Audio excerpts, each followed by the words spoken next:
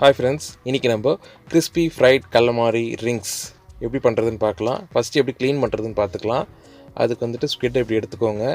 இது வந்து கடமா மீனுன்னு சொல்லுவாங்க.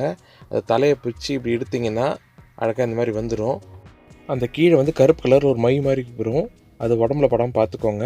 அதுக்கப்புறம் கீழே வந்து லைட்டாக ஒரு அமுக்குனிங்கன்னா மேலே வந்துட்டு ஒயிட் கலரில் ஒரு தண்டு மாதிரி ஒன்று வரும். அது அழகாக இந்த மாதிரி வரும். அது மேலே அப்படி வந்தோன்னா லைட்டாக பிடிச்சி எடுத்திங்கன்னா இந்த மாதிரி வந்துடும். இது ரிமூவ் பண்ணிட்டதுக்கப்புறம் மேலே அந்த தோல் இருக்குது பார்த்தீங்களா, ப்ரௌன் கலராக அதை வந்துட்டு லைட்டாக கையை வச்சு அப்படி வழட்டினீங்கனாலே உங்களுக்கு அழகாக அது வந்துடும். ஸோ இப்போ க்ளீனிங் ப்ராசஸ் முடிஞ்சுது. இது இந்த மாதிரி ஃபுல்லாக பிச்சு எடுத்துட்டிங்கன்னா அதுக்கப்புறம் உள்ளே வந்துட்டு நல்லா தண்ணி விட்டு அந்த உள்ளே கொஞ்சம் குழன்னு இருக்கும். அதை வந்துட்டு நல்லா வாஷ் பண்ணி பக்காவாக எடுத்துருங்க. பக்காவாக க்ளீன் பண்ணிவிடுங்க. உங்களுக்கு எந்த அளவுக்கு சாட்டிஸ்ஃபேக்ஷன் க்ளீன் இருக்கோ அந்தளவுக்கு சாட்டிஸ்ஃபேக்ஷனாக க்ளீன் பண்ணிவிடுங்க. அது கரெக்டாக அவ்வளோதான், வேறு எதுவும் இல்லை இதில். இதுக்கப்புறம் இதை கட் தான் பண்ண போகிறோம். நல்லா இந்த மாதிரி நல்லா பக்காவாக க்ளீன் பண்ணிட்டீங்கனாலே உங்களுக்கு பார்க்க கொஞ்சம் நல்லாயிடும். எதுவும் பிரச்சனை இல்லை. இதில்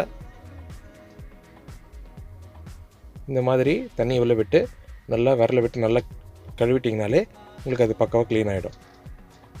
அவ்வளோதான், பார்த்தீங்களா எந்த அளவுக்கு அழகாக க்ளீன் ஆகிருக்குன்னு. இது க்ளீன் பண்ணுறது ரொம்ப ஈஸிங்க, ரொம்ப கஷ்டம் நினைப்பீங்க. இந்த கருப்பு கலர் இருக்குது பார்த்தீங்களா, பார்த்துக்கோங்க எந்த அளவுக்கு பாருங்கள், கொஞ்சோண்டே எவ்வளோ எப்படி இருக்குது பாருங்கள். ஸோ இது உடம்புல படாமல் பார்த்துக்கோங்க மோஸ்ட்லி. அவ்வளோதான், இப்போ நம்ம இதை கட் பண்ணலாம். இது நம்ம நல்லா க்ளீன் பண்ணியாச்சு. இப்போ இது நம்ம வந்து ரவுண்டாக கட் பண்ண போகிறோம். இந்த தலையும் வந்துட்டு நம்ம கரெக்டாக இந்த அளவு கரெக்டாக கட் பண்ணி எடுத்திங்கன்னா அதை கூட யூஸ் பண்ணிக்கலாம். நீங்கள் தெரியும், மற்றதெல்லாம் வேஸ்ட்டு தான் நான் தூக்கி போடணும். அந்த அளவு கரெக்டாக கட் பண்ணி நம்ம யூஸ் பண்ணிக்கலாம். இப்போ நம்ம கட் பண்ணிடலாம். இதை வந்து கட்டிங் போர்டில் வச்சு அந்த சைடில் இருக்கிற 2 வாலையும் தனியாக கட் பண்ணி எடுத்துருங்க. நம்ம அதையும் வந்துட்டு இது வறுக்கும்போது அதையும் நாங்கள் தனியாக மசாலா போட்டு யூஸ் பண்ணிக்கலாம், தப்பில்லை. இப்போ நம்ம வந்து ரவுண்டாக ரிங்ஸ் கட் பண்ணணும். ரொம்ப மெலிசாகவும் கட் பண்ணிடாதீங்க, ரொம்ப தட்டியாகவும் கட் பண்ணிடாதீங்க. மீடியம் சைஸ் அது கட் பண்ணிங்க. அப்போ தான் குக் பண்ணும்போது கரெக்டாக வேகும்.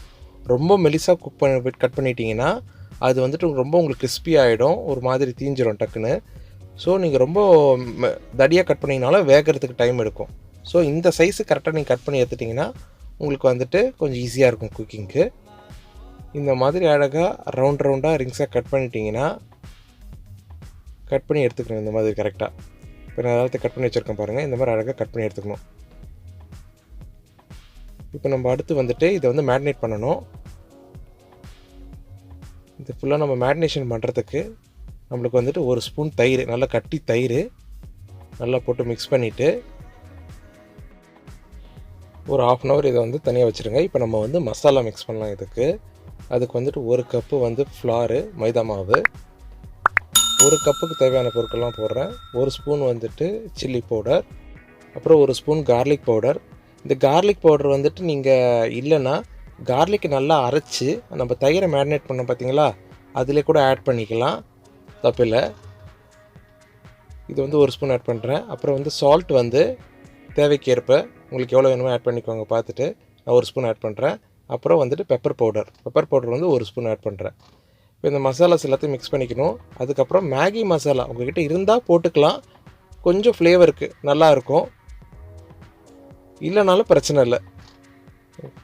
நல்லா மிக்ஸ் பண்ணி விட்டுட்டு அடுத்து நம்ம வந்துட்டு இதை வந்து நம்ம அந்த கட் பண்ணி வச்சுருக்கிற அந்த ரிங்ஸை வந்து மேரினேட் பண்ணி ஃப்ரை பண்ண போகிறோம்.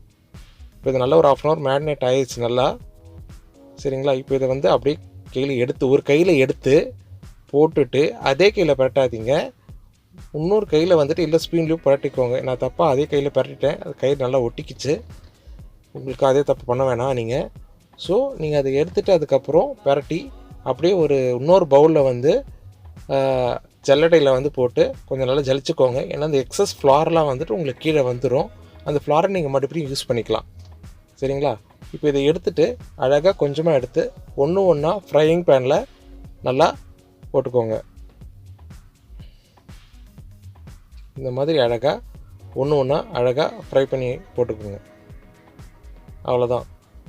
இது வந்து ரொம்ப ஹை ஹீட்டில் வச்சு குக் பண்ணாதீங்க, மீடியம் ஹீட்டில் ரொம்ப குக் பண்ணுங்கள். ரொம்ப எண்ணெயை காய விட்டுறாதீங்க, ரொம்ப காய விட்டிங்கன்னா ஒரு மாதிரி கருத்துரும்.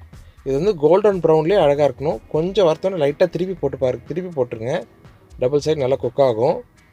அவ்வளோதான். இப்போ இந்த அளவுக்கு இது குக் ஆனாலே போதும். ரொம்ப குக் ஆச்சுன்னா உங்களுக்கு வந்து ரொம்ப டார்க்காக ஆகிடும், பார்க்கவும் நல்லா இருக்காது அந்த அளவுக்கு. இந்த அளவுக்கு அழகாக கோல்டன் ப்ரௌனில் வச்சிங்கனாலே பக்காவாக இருக்கும், சாப்பிட்றதுக்கும் சூப்பராக இருக்கும். இப்போ நம்ம கிறிஸ்பி ஃப்ரைட் கல்லமாரி ரெடி ஆயிடுச்சு. இதை வந்துட்டு நான் கார்லிக் மைனஸ் ப்ளஸ் சில்லி சாஸோட வச்சு சர்வ் பண்ணுறேன்.